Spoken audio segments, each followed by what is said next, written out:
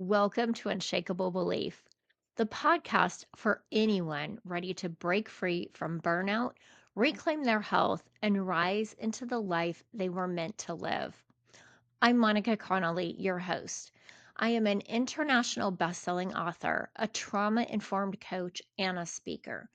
I know what it feels like to carry the weight of the world while slowly losing yourself in the process because I've been there. Through chronic illness, identity loss, and survival mode, I had to rebuild from the inside out. This show is where real transformation begins through raw conversations, expert insights, and mindset shifting solo episodes. You'll get the tools, stories, and support to reset your body, rewire your thoughts, and step boldly into your next chapter. You are not here by accident, and your story is far from over. Let's begin.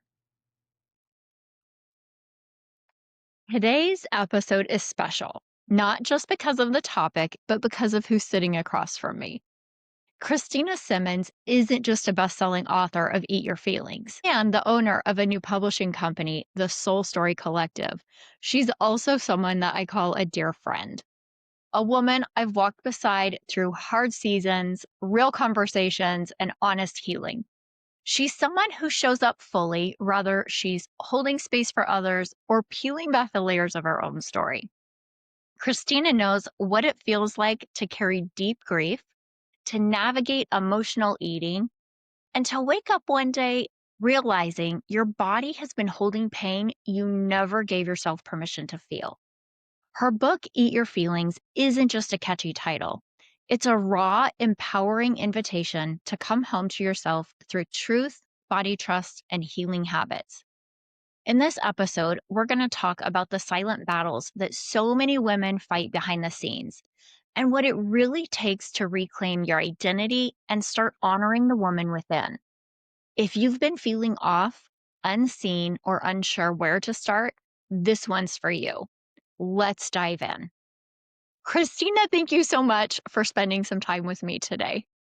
So honored that this is like your relaunch of your podcast. It's so exciting. And I had like body chills when you were reading that. Like you just need to come and introduce me everywhere I go. Like that was amazing. Well, you have some amazing accomplishments, and it's really crazy to me to look back over the past year when we first met and where you were at that point and the dreams that you had and what you've accomplished in the past year. So the accolades were all earned, and I know that you worked hard for them. Well, I was just thinking how much we've both grown in the past year.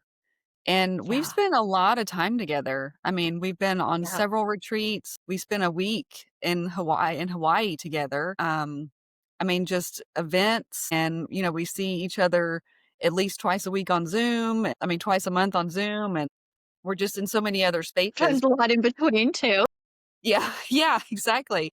And so our lives have really become kind of intertwined and I feel like we're sort of on parallel paths. And it's just amazing, like the growth that you can have when you get into a community of women who are supportive and like minded, growth minded, and love Jesus. And I mean, it's just, there's no Yeah. limit to what you can do, really. Oh my gosh, it's been amazing to watch the women that we've connected with, watching their lives change, and we've been able to be there through some really hard times for them, whether it's dealing with a death or dealing with a child leaving for college or problems in their marriage. It's a group that we really support each other. We hold each other accountable.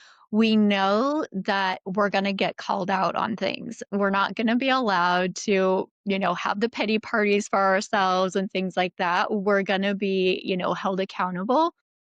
And I think that's so important when you are talking about your circle of women. Yeah. And so many of us are writing books. And it's funny to me because I know a lot of authors now, and so it seems like everybody's writing a book, but there's really such a small percentage of people who finish and publish their book.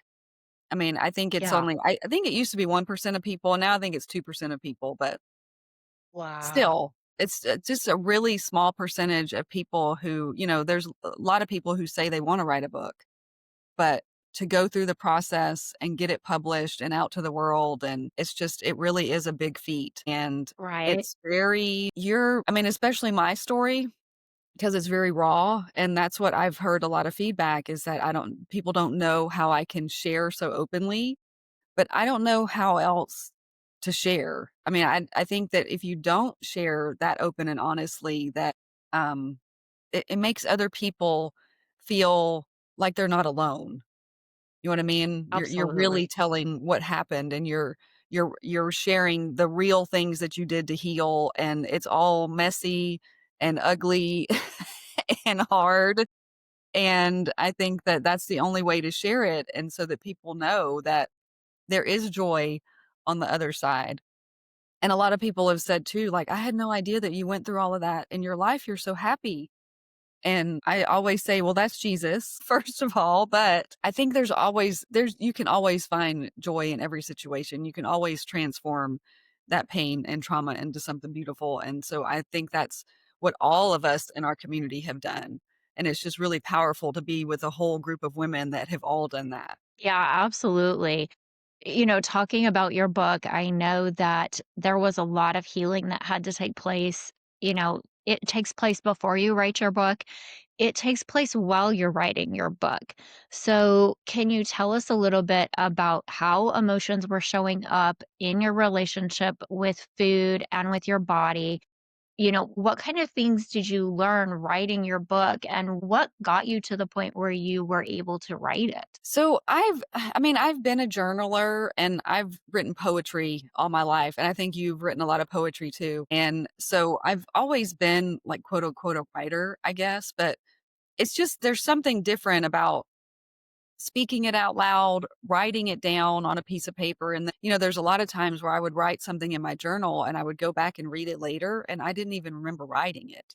It's like it didn't even come from me, it came from somewhere else. And I knew that I wanted to write a book. I just didn't have any idea how to do it or how to go about it. And so I was writing, but I knew that I needed somebody to help me to, put it in a logical order and, things that I should put in there and that I shouldn't. And so that's part of what Amberly helped me with. She pointed me to a developmental editor and then also to a publisher, eventually a publisher. And once I started the process, I mean, it was like within 90 days that I was a published author. And that's just crazy to me. But what this publisher does and what I want to do in my publishing company as well is I spoke it into Zoom. So, which was actually very healing too, because I had to like look at myself at the screen while I was speaking all of this trauma that I had been through. And there were some days where I was crying and blubbering and, I had to like stop and do some deep breathing or walk outside or do meditation, whatever it was that I needed to do. But there were times that I realized that there were some things that hadn't fully processed, and I thought that I didn't even have a problem with it. And then as I started to speak it in the book, I was like, "Oh my gosh, like I haven't fully dealt with this." And Yeah. then to read it, because when you go through the publishing process, you get so tired of your story because you are reading it like 5 and 6 times because, Yeah. there's a constant editing process, and then, you'll read it the 4th time and you'll think, "There's a typo right there. I have read this 4 times, and I didn't see that typo." It's just crazy.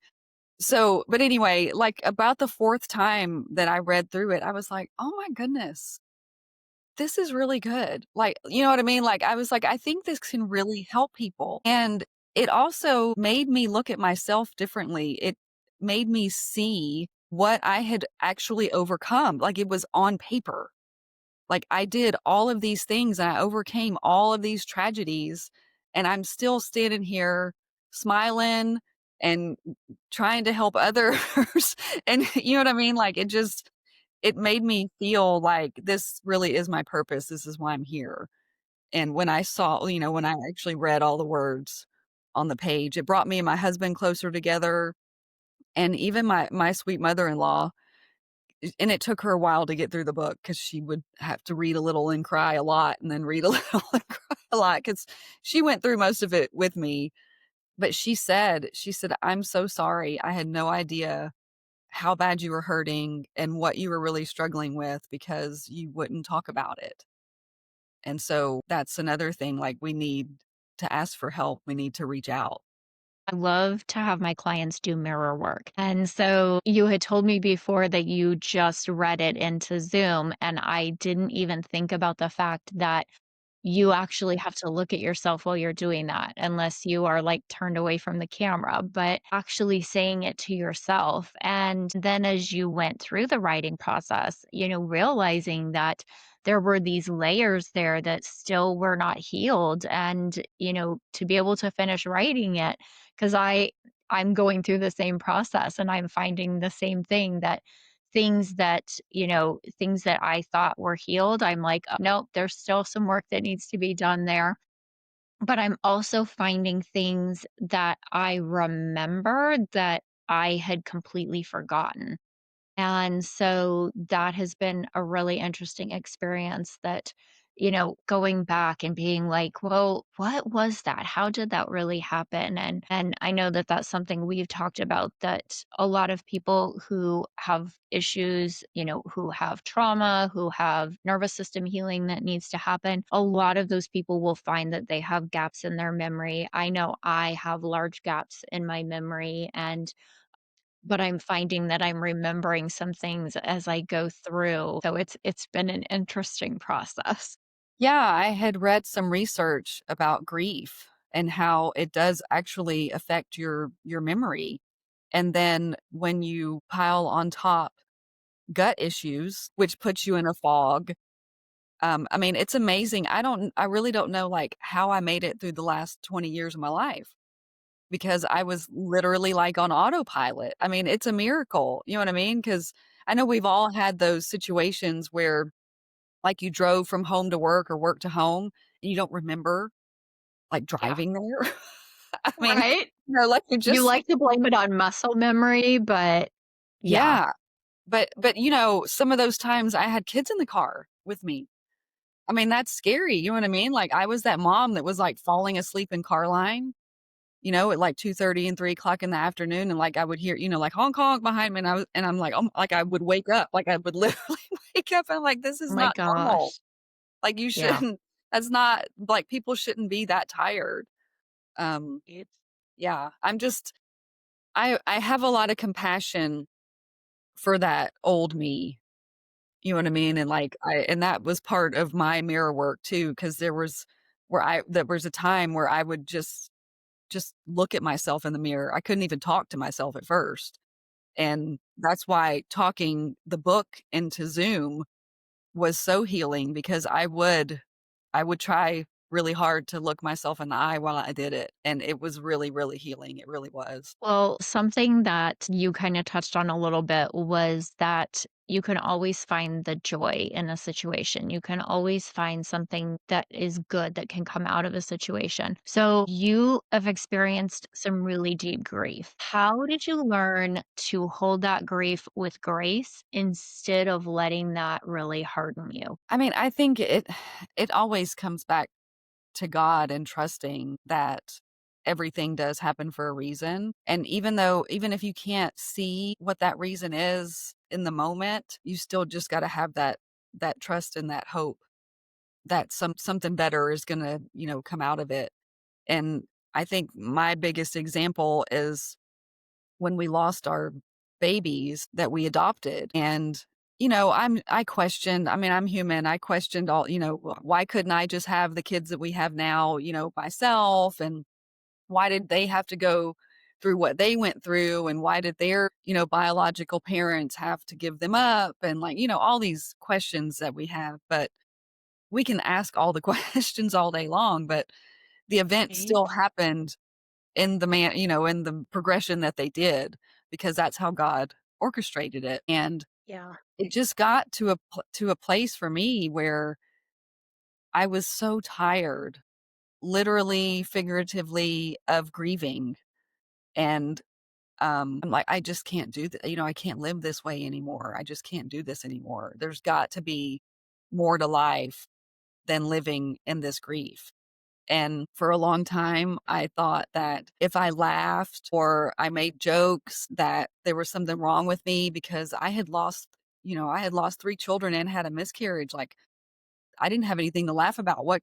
There couldn't possibly be anything in life that was funny. And it was like I had all this guilt, but I think that was really guilt that somehow the babies were sick, like that was my fault, and so then I was putting that, just in a different place instead of really looking at what I was feeling. Yeah, But I think a lot of absolutely. mothers who either miscarry or lose babies, they take responsibility for it because it was their body that did it. Yeah, absolutely. Well, kind of looking back at your journey, and do you have a specific moment or a specific time where you can say, this is when I decided that I had to make changes and that I was no longer going to continue living in this survival mode? And what were those steps that you started taking to start your healing and to really start taking control back for yourself? So that moment was when my husband told me that he had been unfaithful, and I really like, it hit me like a ton of bricks. Like, I have not been upholding my end of the bargain. Like, I have not been upholding our vows. You know what I mean? Like, we weren't in a union. We were very separated at the time, and I was just so engulfed in my pain that I was in and trying to take care of the kids that I sort of forgot that, our family unit, that, my husband and I needed to be unified. And so it started with my weight, which I know a lot of women deal with that. And I hate to like put that at the forefront, but a lot of women eat their feelings. I mean, that's just kind of how we're wired. You know what I mean? And I've never, I've never been a drinker or smoker or never did drugs when I was like in high school or younger or anything. So food was like my addiction. But I had gained a Yeah. lot of weight, and so I started there with really looking at what I was eating and doing more research, you know what I mean? Like, starting to, and back then we didn't have social media, so, Right? you either had to look in a book, like, actually go and buy a book off the shelf, or I don't even know if I guess we had Google back then. I'm not sure if it was Google. It was probably like dial-up internet. We're pretty old. Like AOL or Yeah, something. I'm pretty sure it was AOL at that time. But I just started, like, the pain that I was having, and it was sort of like that intuition of, I don't think this pain is just pain. I think it's coming from somewhere else. And so I started looking at how foods can affect your pain. And then way later in my journey, when actually healed my gut, I realized that I was like allergic to a lot of things and that I had never known before. They were like foods that I was eating every single day, and I just didn't put 2 and 2 together. So that's another thing. I mean, sometimes we're, like, literally fighting against ourselves and we don't even realize it. But I started to with the food and then started exercising and started finding out that when I moved my body, my mind was much clearer.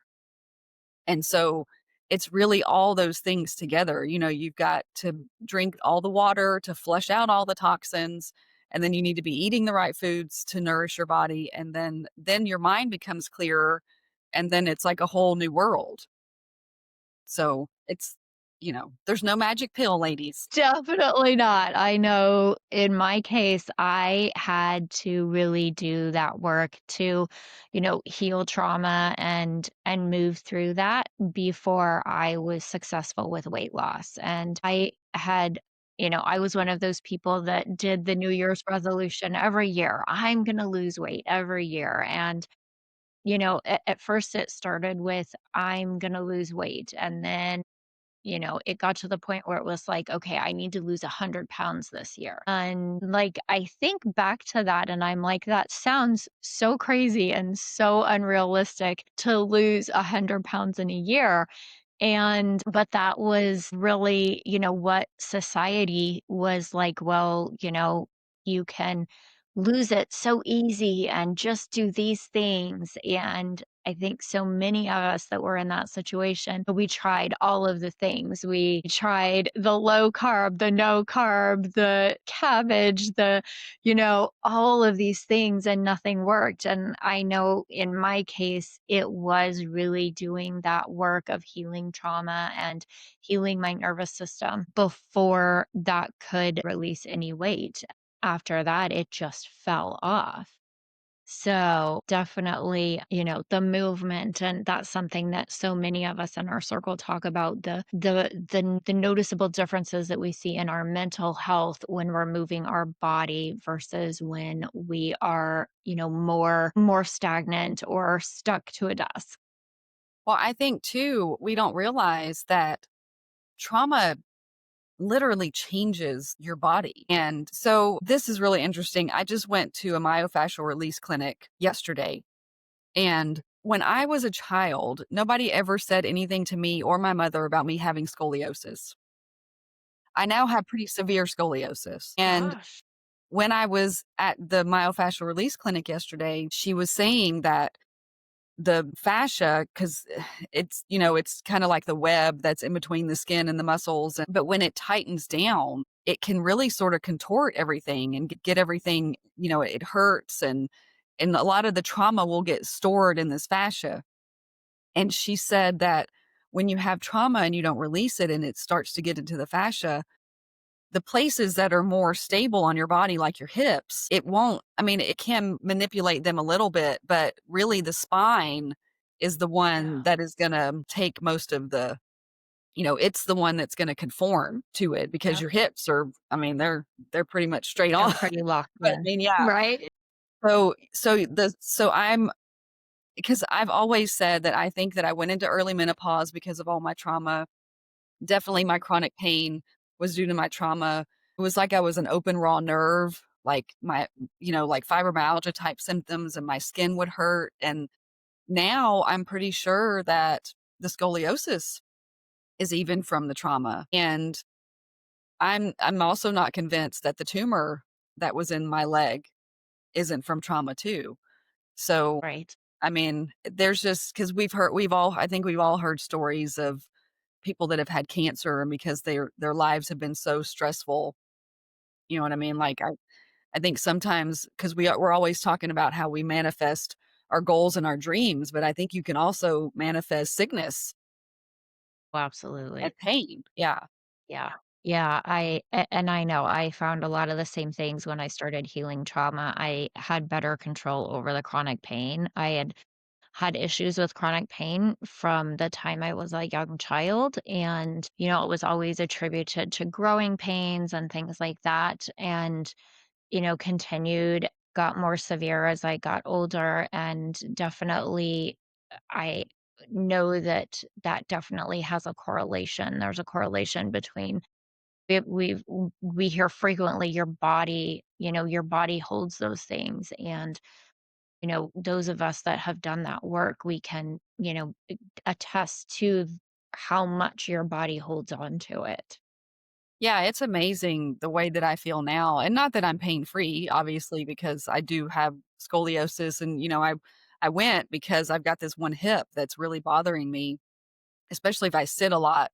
If you sit a lot, then, your tendons can shorten and everything gets tight, but she was saying that mine was not only, like, pushed forward, but it was pulled up, which makes Oh, sense because I think it was pulling because it's the other side where the curve is, and so I think yep. all of it's pulling, and it makes you, I mean, out of whack. I don't Yeah. because everything. Right? I know that's the best way to describe it. You're out of whack. Your body's not aligned. It puts other things out of place. Yeah, because everything is overcompensating for everything else. So nothing is doing its job properly because because you're not in alignment. And I think that's the same thing with whatever it is that we do for a quote unquote job or, whatever field we're in, all of those kinds of things. When you're not in alignment, you feel off. And that's my husband Absolutely. said to me recently, he's like, "You've hated every job you've ever had." And I said, "Yeah, because that's not what I was supposed to be doing." Like I could feel it in my body. It felt wrong. And, I needed those jobs, and I'm very thankful and grateful for all the jobs that I've had because they put food on my family's table, obviously. The people that I've met, we're there's I am a true believer of, you meet people for a season and they're in your life for a reason and all that kind of thing. But I think that on your way to finding your purpose, your body will tell you. Like that's how I make decisions now. Is I feel how it feels in my body. And you know that I ask in our group chat a lot if one of the girls is going through something or they're asking about them, like, how does that feel in your body when you ask that question? Like, what is your Yeah. body telling you? Because it will not steer you wrong. Yeah, it definitely and I notice myself doing that more and more where if I have a big decision I have to make, I will allow myself time to sit and be like, "Okay, how does it feel if I'm gonna make it this if make this decision this way? And how does it feel if I'm gonna make it this way?" And really take that in and see how that feels. What do you feel in your body? And know that anytime you're making decisions and especially if it's a big decision about something, you're going to have fear and that's normal. And so I feel like so many times I didn't make decisions because I felt fear and I was like, "Oh, that must be bad because I'm afraid." And now after going through trauma certification and all of these things, I know that fear isn't a bad emotion. It's just fear. And fear is good for you. We don't have that fear now where we're, stuck in the jungle, we're running from a tiger trying to stay alive.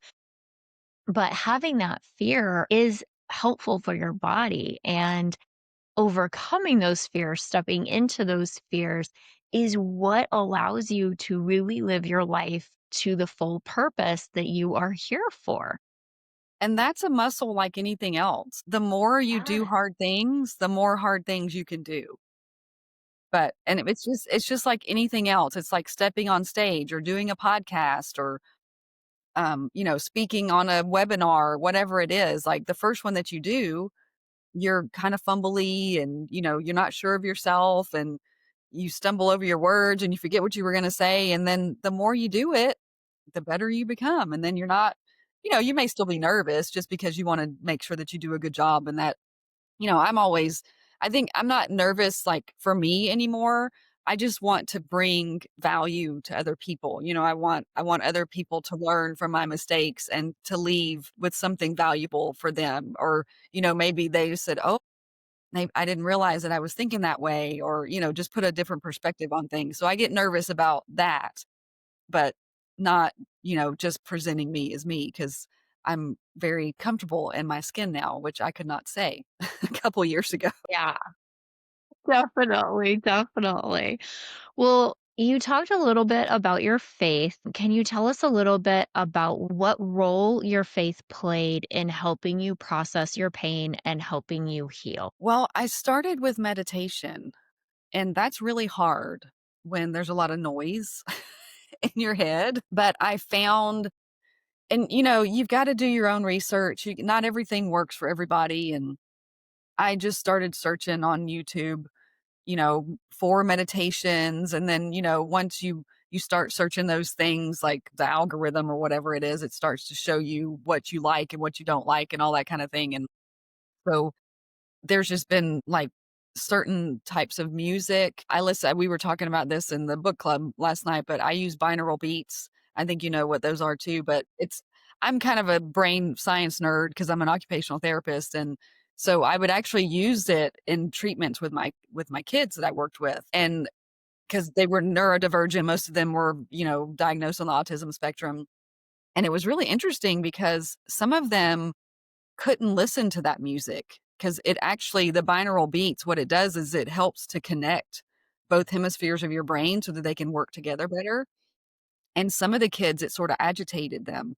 So I also had to learn, like, I would try different types of music with the different kids and then learned, which ones helped and which ones didn't.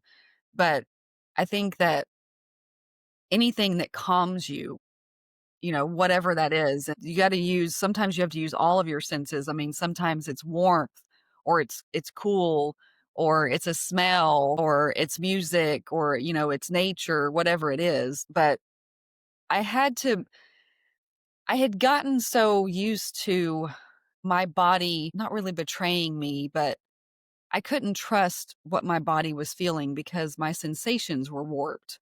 You know what I mean? Like, I wasn't feeling things the way that I'm supposed to. So, Yeah. making it more of a like, using all of your senses sometimes, and that won't work for some people, that's gonna be overwhelming. So, you've gotta experiment and find what works for you, but it just takes a little bit of investigation, and that means that you have to get to know yourself better, which is Yep. also another thing that is important because you can't know what you need if you don't know yourself, and I think Yeah. that's where it all starts. You've really got to be your own friend.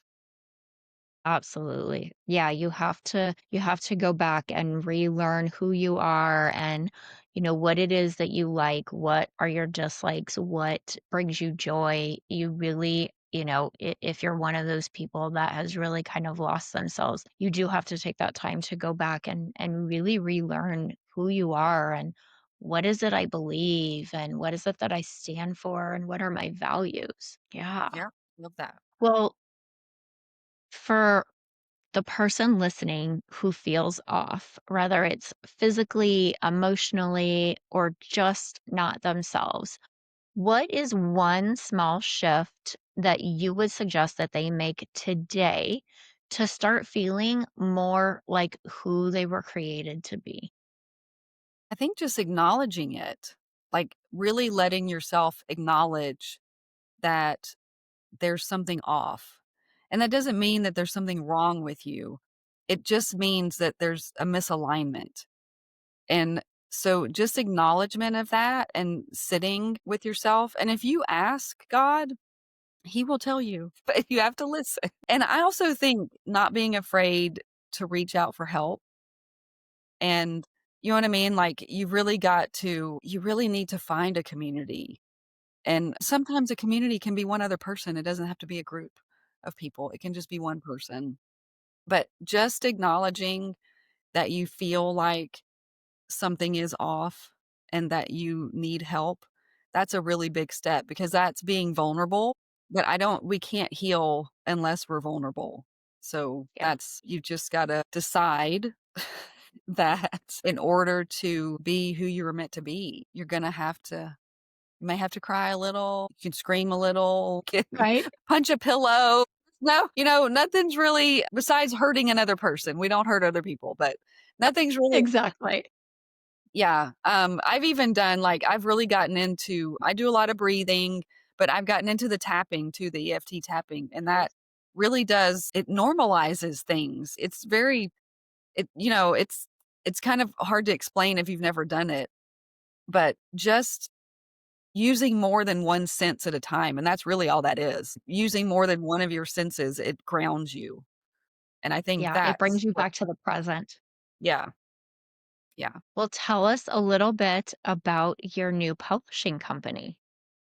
I'm so excited about my publishing company, and it's so crazy to say that I opened a publishing company. I loved my publisher, and I don't wanna take anything away from my publishing experience, but I would want to offer a different experience because I do come from a clinical background and, I do have a master's degree in occupational therapy, and so there's a lot of modalities and cognitive, behavioral things that I've learned as an occupational therapist, and it really is a journey when you write your book, especially with a story like ours that comes with a Yeah. lot of trauma. And so I want to have a space where people are safe to tell their story and to tell it in a way that's going to be healing for them as well as for others.